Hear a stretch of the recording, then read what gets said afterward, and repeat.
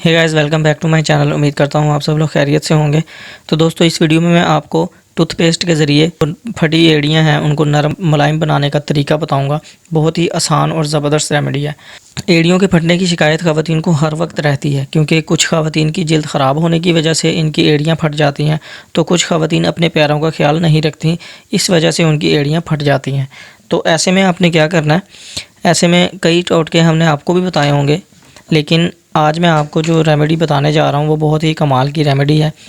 आपको घर में मौजूद टूथपेस्ट से इन फटी एड़ियों को मुलायम नरम बनाने का आसान तरीका बताऊंगा। तो टिप शुरू करने से पहले आप सबसे हर बार की तरह रिक्वेस्ट है कि चैनल को ज़रूर सब्सक्राइब करें और बेल आइकन को ज़रूर प्रेस करें, ताकि मेरी तरफ से जो तमाम न्यू अपडेट्स हैं वो आपको सबसे पहले मिल जाएं।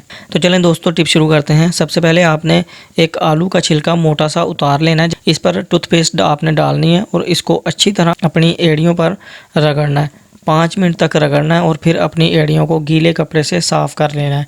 फिर आपने क्या करना है, 1 चम्मच नींबू का रस लेना है और इसमें 1 चम्मच बेकिंग सोडा मिलाकर अच्छी तरह मिक्स करना है। मिक्स करने के बाद इसे अपनी एड़ियों पर लगाना है और ये काम आपने रोज़ाना करना है। और गर्म पट्टी आपने रोज़ाना एड़ियों पर बांधकर सोना है। इस तरीके से आपकी एड़ियाँ नरम और मुलायम हो जाएंगी। चंद दिन इसका इस्तेमाल करना है, आप रिज़ल्ट आपके सामने होगा। बहुत ही कमाल की रेमेडी है, छोटी सी रेमेडी है। उम्मीद करता हूँ आपको पसंद आई होगी। तो मिलता हूँ आपसे नेक्स्ट वीडियो में इसी तरह की अच्छी वीडियो और टिप्स के साथ।